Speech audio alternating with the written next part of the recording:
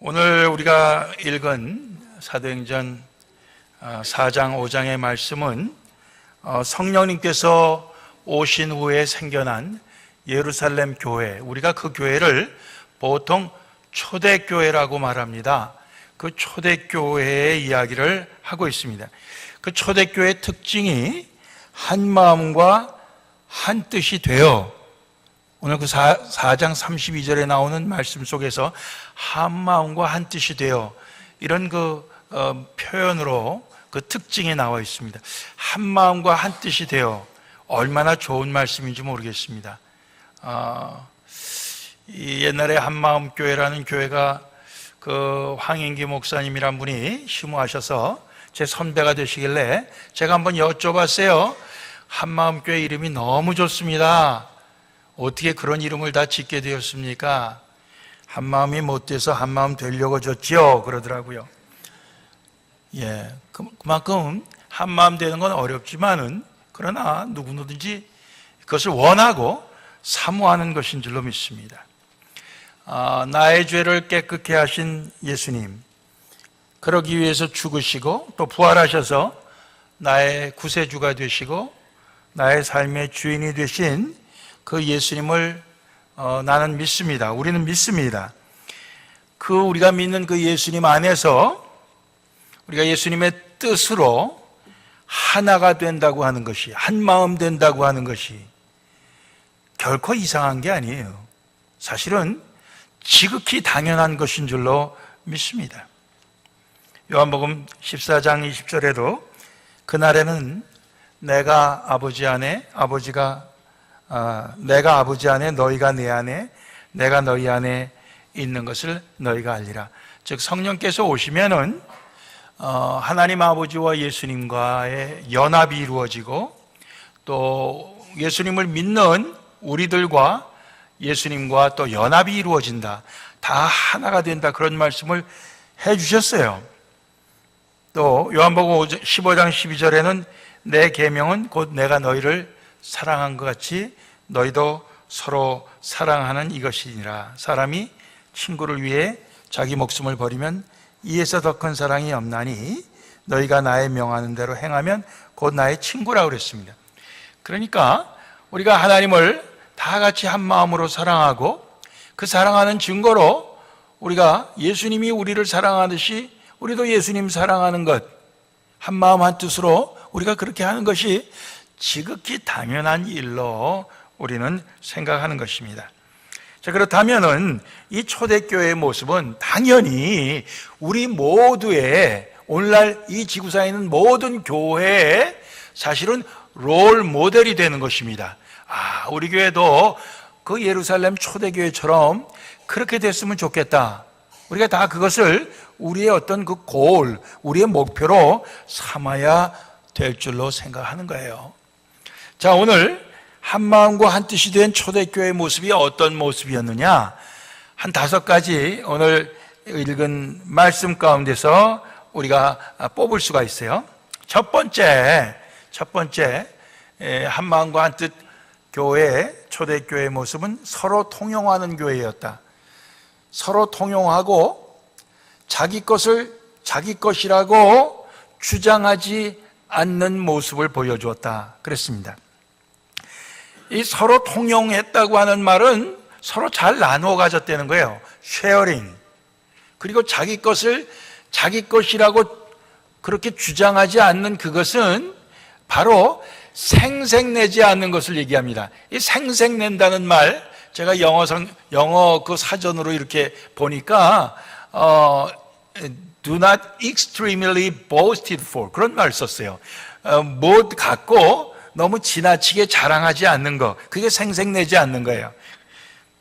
바로 그런 모습이었다는 거예요. 오늘 32절 보면 믿는 무리가 한 마음과 한 뜻이 되어 모든 물건을 서로 통용하고 제 재물을 조금이라도 제 것이라 하는 이가 하나도 없더라.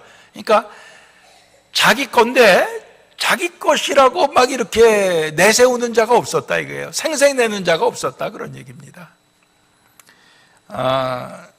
남의 것 갖고도 생색내는 사람이 많은 세상 속에서 제 것 갖고도 생색을 안 내니까 그게 얼마나 훌륭한 겁니까? 제가 늘 말씀드리는 거지만요, 교회에서도 남의 것 갖고 생색내는 분들이 있다끔 있어요. 교회에서 음식 하다가 이렇게 남은 거 있으면 말이에요, 자기가 주고 싶은 사람을 주면서 꼭 자기가 주는 것처럼 생색을 낸다고요. 근데 그 사실 자기 거 아니에요. 교회 돈으로 샀고, 물론 자기가 만드느라고 좀 수고는 했지만은 그냥 자기 거 아닙니다. 그걸 갖다 뭐 저한테도 주고 또 자기가 좋아하는 사람한테도 주고 그러는데, 사실 제가 그거 받기를 원하는 사람이 아니에요, 여러분들. 그러면서 이제 생색들을 내죠. 예? 이건 내가 주는 겁니다. 날 좀 잘 봐주시오. 이제 이런 식이에요. 근데 초대교회 모습은 남의 것 갖고 생색내는 게 아니라 자기 것 갖고도 생색을 안 내고 필요한 대로 그것을 나눠 가졌다, 이게요. 서로 쉐어링 했다는 얘기입니다. 그게 초대교회의 한마음 한뜻이 된 모습이에요. 우리도 이제 그래야 되는 겁니다. 우리도 그래야 돼요. 예. 두 번째 모습은 사도들의 능력 있는 예수 부활 증거와 하나님의 큰 은혜. 좀 깁니다마는 사도들이 예수님이 부활하신 것을 증거했는데 아주 권능으로, 즉 아주 파워풀하게, 아주 그냥 능력 있게 그것을 증거했다는 거예요. 근데 영어 성경을 보면은 거기에 계속해서라는 말이 들어가 있습니다. continued. 그러니까 계속해서 예수님은 부활하셨습니다. 부활의 주님이십니다. 그러므로 우리에게도 부활의 소망이 되시는 부활의 첫 열매십니다. 이런 증거를 아주 능력 있게 했다는 거예요. 그러니까 그 말씀을 듣는 신자들이 그 말씀에서 큰 위로를 받고 또 그 부활의 소망을 갖고 그들이 살아가게 된 거예요. 그러면서 그들이 하나님께서 그들에게 내려주시는 그 은혜를 계속해서 그들이 받았다는 것입니다. 그들에게 하나님의 이 은혜가 더 크게 임하였다는 말씀을 거기에 하고 있는 것입니다. 우리가 참 초대교회의 모습이 하나님의 은혜를 한 번 받는 걸로 끝나지 아니하고 하나님의 은혜를 계속적으로 받았다. 예수 그리스도의 죽으심과 부활의 그 복음의 핵심적인 내용을 한 번만 얘기하지 않고 계속해서 그것을 또 말씀하고 또 그것을 받고 그랬다고 하는 것을 우리가 알 수가 있습니다. 그러니까 우리는 자칫 잘못하면은 예수 안에서 얻은 참 그 구원을 우리가 또 얘기하고 또 얘기하면은 좀 듣기 싫어하는 그러한 경향도 있어요. 왜냐? 그 자꾸 우리한테 얘기해 주면은 그 뭐냐? 그럼 우리가 어떻게 하려는 거냐? 뭐 꼭 우리가 뭘 해야 될 것 같은 그런 생각이 들기 때문에 그래요.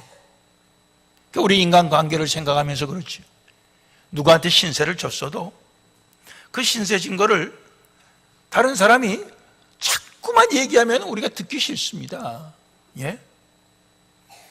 뭐 우리 처갓집이 잘 못 살았는데 내가 그 집에 장가 들어서 많이 도와줬지요. 그 얘기를 갖다 한두 번 하면 좋은데 만나는 사람한테마다 해봐요. 듣기 싫은 거예요. 기분 나쁜 거예요. 그렇잖아요? 그런 겁니다. 그러니까 우리가 예수님한테 우리가 은혜를 입고 생명 얻고 사랑받고 구원을 얻었다 하는 것을 자꾸만 얘기하면요, 듣기 싫어하는 그런 경향이 우리 가운데 있는데 그거 아닙니다. 우리가 들을 때마다 우리가 거기에 대해서 그렇지, 아멘 하면서 우리가 그것을 새롭게 받아들일 수 있어야 된다. 좀 그렇게 생각해요. 초대교회의 모습 속에서. 세 번째, 그들의 모습 속에서는 핍절한 사람이 없게 되었다, 그런 얘기예요. 핍절한 사람이, 영어 성경에 no needy person이라는 말을 썼는데요, 뭐가 필요한 사람이 없게 됐다. 또 새로 번역된 성경에는 가난한 사람이 없게 됐다, 이렇게 돼 있어요. 가난한 사람이 없게 됐다. 34절 이하를 봐요. 그 중에 핍절한 사람이 없으니 이는 밭과 집 있는 자는 팔아 그 판 것의 값을 가져다가 사도들의 발 앞에 두매 저희가 사도들이 각 사람의 필요를 따라 나눠주미러라. 그랬습니다. 필요에 따라 나눠주다 보니까 이제 필요한 사람이 하나도 없어졌어요. 가난한 사람이 없어졌다 이거예요. 다들 삶이 부여해졌다, 넉넉해졌다, 그런 말씀입니다. 제가 작년에 일본 노회에 가보니까 그 일본 노회 사람들이 말이에요, 그 유학생들로 구성됐는데 지금은 이제 처음 유학 온 사람들 20여 년 지나갔고 자리를 잡고 잘 사는 사람들이 많아요. 근데 처음에 유학 온 사람들, 그 사람들을 갖다가 직장도, 아르바이트 자리도 알게 해주고 소개해주고, 또 먹고 잘 수 있는 데도 소개해주고, 또 학교도 소개해주고, 이러면서 그 교회가 부흥이 됐어요. 그 일자리가 필요한 사람에게 일자리를 구해주다 못 구해주면은 자기가 일하던 일자리까지 그 사람한테 주고 자기가 다시 일자리를 찾는, 그 정도의 그 사랑을 갖고 사람들을 그렇게 새로운 유학생들을 섬겼다고 하는 거예요. 그러니 그 교회가 부흥이 안 되겠어요. 예? 초대교회의 모습이 마치 그와 같았다는 것입니다. 가난한 자가 없어졌다. 이게 참 이상하지 않아요? 이렇게 사람들이 자기 밭과 집을 팔아서 그거를 돈으로 만들어서 사도들에게 주니 사도들이 그것을 필요한 사람들에게 나눠주니까 가난한 사람이 없게 됐다는 거예요. 예? 참 신기하지 않아요? 야, 그거 그렇게 나눠주면은 사람들이 구름대 같이 몰려와 갖고 결국은 저마다 얻어먹자고 그럴 텐데, 그러면은 다 같이 가난해지는 거지 어떻게 가난한 사람이 없어질 수가 있겠느냐, 우리 그렇게 생각할 수 있잖아요. 예.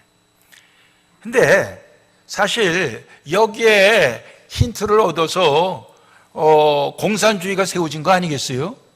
근데 공산주의는 결국 다 가난해지고 말았어요. 물론 거기에 위에 있는 아주 그 권력을 잡은 몇 사람들은 잘 살고 있지만 다 가난해지고 말았어요. 왜 그렇습니까? 공산주의 사람들은 인간은 죄성이 있다는 것을 생각하지 못했어요. 즉, 인간은 이 탐욕의 존재입니다. 이 탐욕이 있어요. 그래서 결국 다 같이 똑같이 나누어 갖는다고 해도 그 중에 권력을 가진 사람들이 그래도 우리가 많이 가져야지, 그런 사람들이 생기는 거예요. 그리고 다 같이 나눠 가지니까 일을 안 하게 되잖아요. 그러면 가난해질 수밖에. 그 사람들은 탐욕이라는 인간의 죄성을 생각하지 못했던 거예요. 그런데 초대교회의 모습은 탐욕이 없었던 겁니다. 탐욕이 없었어요.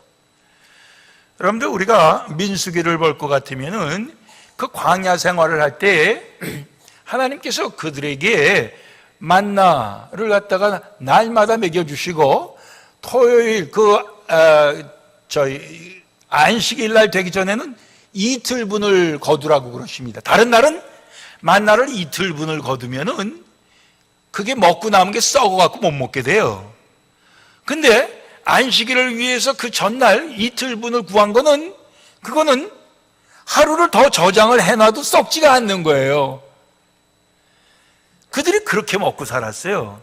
그런데 그러다가 그 중에 어떤 사람들이 불평을 하지 않습니까? 우리가 어떻게 매일 만나만 먹고 살 수 있나? 우리가 애굽에서 종살이를 할 때는 거기에서 파도 먹고 마늘도 먹고 오이도 먹고 부추도 먹고 마늘도 먹고 이랬는데, 야, 우리 이것만 먹고 못 살겠다, 그러면서 불평하지 않습니까? 그게 이제 탐욕인 것이거든요. 예, 그게 탐욕이에요. 그러니까 탐욕이 없으면은 다 가난하지 않게 살 수 있어요. 다 여유 있게 살 수 있는 거예요. 근데 탐욕이 생기는 거라. 근데 초대교회의 모습은 바로 가난한 사람이 없게 됐다 하는 것은 다들 그저 먹고 살 수 있게 된 걸로, 그들은 가난을 벗어난 걸로 만족하게 되었다, 그 얘기입니다. 만족하게 되었다. 우리가 그렇게 살 수 있습니까? 먹을 것만 있고, 그저 햇빛 가릴 때만 있고 저 비 가릴 때만 있고 그러면 살 수 있습니까? 그러면 우리가 필요한 거 다 갖춘 겁니까? 아니거든요. 우리는 필요한 거 외에 원하는 게 또 있어요. 그게 뭡니까? 그게 사실은 탐욕인 거거든요. 탐욕은 곧 우상숭배라, 그런 말도 성경에 나오죠. 초대교회 모습 속에서는 오늘 보니까 한 마음과 한 뜻으로 바로 이 탐욕을 극복하여서 그들이 다 가난하지 않게 되었다, 이런 모습을 우리에게 보여주고 있습니다. 그 중에 이제 대표적인 인물이 바나바라고 하는 사람 하나 등장하는데, 이 사람은 밭이 있음에 팔아 값을 가지고 사도들의 발 앞에 두니라. 이 바나바가 나중에 바울을 교회로 인도한 분이죠. 바나바가 그 중에 대표적인 인물로 한 사람 꼽힙니다. 자, 네 번째, 초대교회 모습 속에서는 마음과 뜻이 달라진 사람이 나타났어요. 한 마음과 한 뜻이었는데 거기서 달라진 사람이 나타났다고. 그 사람의 이름이 아나니아하고 삽비라라는 사람이에요. 즉, 탐욕이 없는 가운데 탐욕이 생긴 사람이 나타난 거예요. 이 사람들이 아마 베드로하고 약속을 했던 모양이에요. 우리도 밭이 있는데 그걸 팔아서 몽땅 다 내놓겠습니다, 이런 약속을 사전에 했던 것 같아요. 근데 밭을 팔고 나서 마음이 변했어요. 그래갖고 그 부부가 의논을 했습니다. 얼마는 우리가 따로 떼어놓고 나머지만 갖다 바치자. 그래서 아나니아가 그 돈을 먼저 갖고 자기 아내는 뒤에 있고 가서 그걸 갖다 바쳤어요. 근데 베드로가 성령의 어떤 인도하심을 받아서 그것을 안 거예요.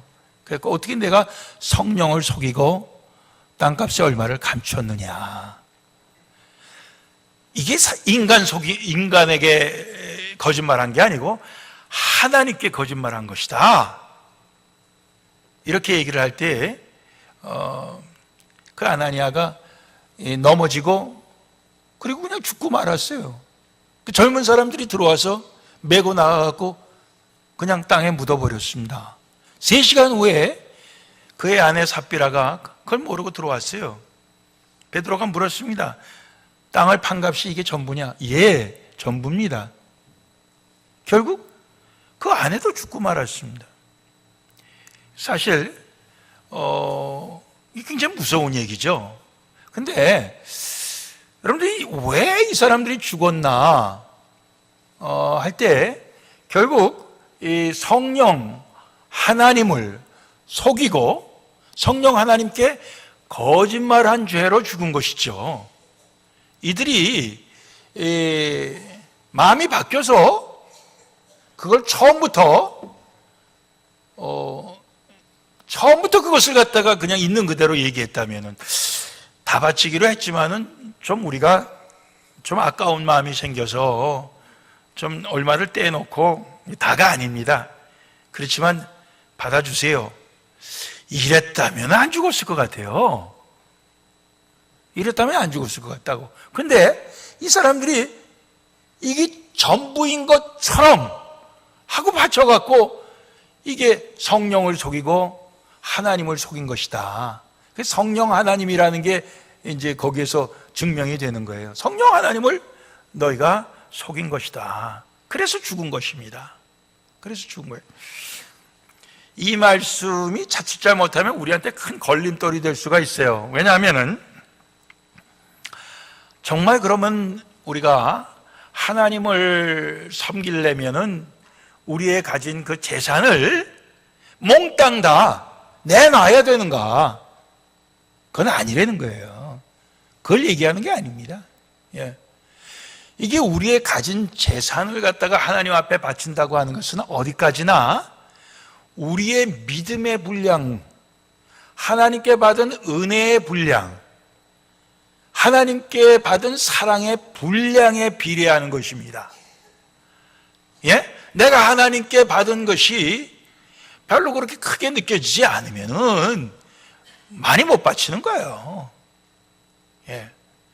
하나님께 받은 은혜가 나에게 있어서 별로 크지 않다면 많이 못 바칩니다. 그러니까 그거는 믿음의 분량. 그래서 하나님은 억지로 요구하시는 분이 아니에요. 자원해서 드리는 그것을 하나님이 기뻐하시는 거죠. 그러니까 우리가 어떤 사람은 많이 바칠 수 있고 어떤 사람은 적게 바칠 수 있는 거예요. 그건 자기의 믿음의 분량에 따른 것입니다. 또 그리고 그것은 어떤 그 양에 관계된 것이 아니고 어떻게 보면은 어떤 그 퍼센테이지에 비례한다고 봐요. 왜냐하면은 예수님께서도 어떤 여인이 2렙돈 얼마 안 되죠. 그걸 바쳤지만은 그 여자가 제일 많이 바쳤다고 얘기했어요. 왜냐? 그 여자는 자기의 아주 구차한 살림, 가난한 살림 중에서도 자기의 생활비 전부를 바쳤기 때문에 그렇다 그랬습니다. 그렇다고 그럴 때 그 여자보다 100배, 1000배 바친 사람이 자기가 가진 것에 사실은 1%밖에 안 바쳤다고 하면은 그 여인보다 많이 바쳤다고 얘기할 수 없어요. 그 여인이 그렇게 자기 생활비 전부를 바쳤다고 그러니까 우리 큰딸이 어렸을 때 그러면 그 다음 주에는 뭘 바쳐? 이제 그렇게 얘기를 했어요. 다음 주에 바칠 걸 또 이제 걱정하는 거죠. 이제 우리가 사실 그렇습니다. 다음 주에 바쳐야 될 것도 있어야 되고 또 이게 하나님께 바쳐야 되는 것만 필요한 게 아니라 우리 페이먼도 해야 되는 거고, 예. 또 애들 교육도 시켜야 되는 거고, 또 우리가 취미 활동도 해야 되는 거고, 쓸 데가 많아요. 쓸 데가 많습니다. 하나님께 다 바치고 나면 그다음에 아무것도 못 하게 해요. 아무것도 못 하게. 그래서 이제 정해 놓으신 게 11조라는 걸 정해 놓으시지 않았어요. 11조. 그게 사실은 미니멈입니다. 미니멈. 예. 미니멈 11조를 바치면서 모든 게 하나님 주셔서 내가 하나님께 바칩니다. 하나님이 주셔서 내가 쓰고 있습니다. 이런 우리의 신앙 고백을 하게 하신 거예요.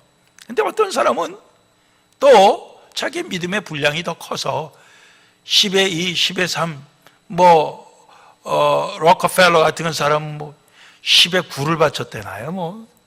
그렇게도 10의 9를 바쳐도 10의 1 갖고도 그는 넉넉히 살고도 남았다고요.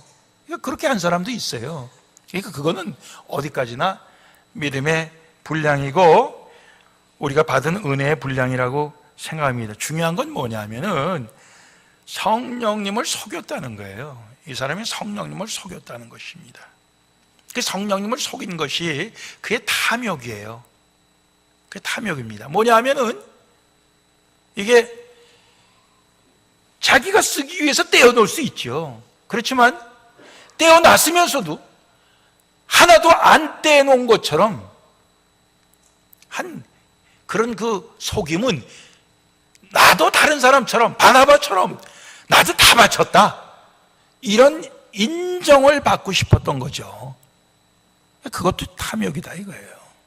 다 안 바쳤으면서 다 바친 인정을 받고 싶었다 그 얘기예요. 그 생색을 내고 싶었다 그 얘기죠. 그게 그가 죽게 된 이유가 아닌가, 이런 생각을 우리가 하게 됩니다. 마지막으로 5번째 초대교회의 모습은 경건한 두려움으로 더욱더 부흥하게 된 것입니다. 온 교회가 아나니와 삽비라 이야기를 듣고 나서 다들 두려워하게 됐습니다.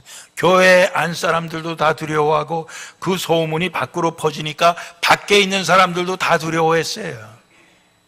근데 그 두려움은 사실은 경건한 두려움입니다. 성령님에 대한, 하나님에 대한 경건한 두려움이라고 할 수 있어요.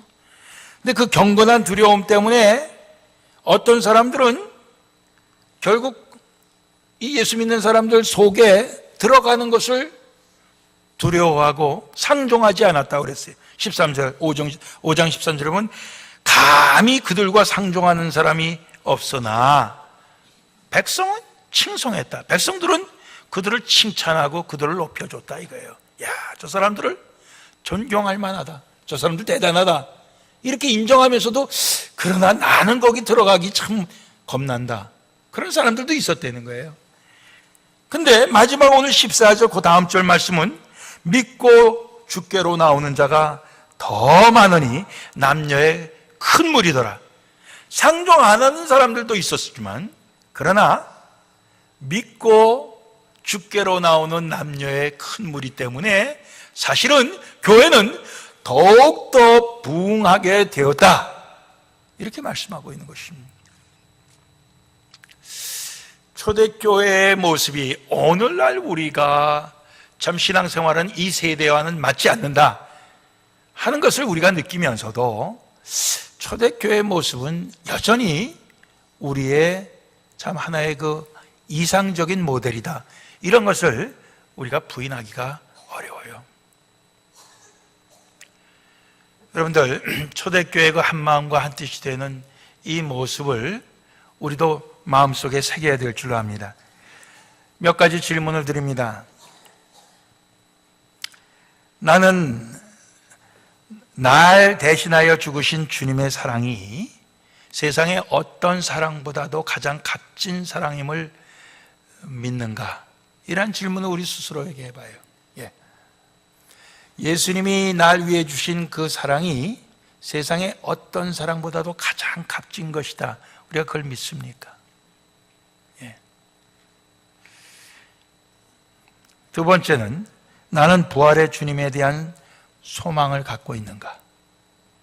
부활의 주님에 대한 소망을 갖고 있다고 하면은 결국 우리도 부활하고 우리는 죽음도 이기고 우리는 영원한 승리를 하는 것인데 그 소망을 우리가 지금 갖고 있는가? 세 번째 질문은 오늘도 하나님의 은혜가 나에게 임하였는가? 사도들의 권능 있는 복음 증거에 그들은 은혜를 받았다고 그랬는데 여러분들 은혜를 날마다 새롭게 받습니까? 오늘도 여러분들이 은혜를 받았습니까? 네 번째는 성령님께서 오늘도 나를 인도하여 주시는가? 성령님께서 나를 인도하여 주시는가? 마지막으로 나는 그 인도하심을 따르고 있는가? 바나바는 따랐어요. 아나니와 삽비라는 따르지 않았습니다. 성령님은 인도하시는데 나는 오늘도 그 인도하심을 따르고 있는가? 성령님의 인도하심을 따르지 않을 때 결국 우리는 우리의 탐욕의 인도함을 받고 사탄의 인도함을 받을 수밖에 없는 것이 아닌가?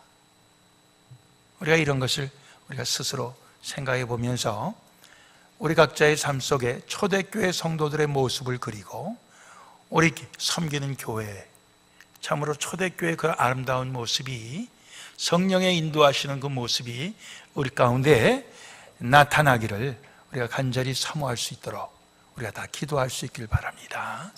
다 함께 기도하시겠습니다.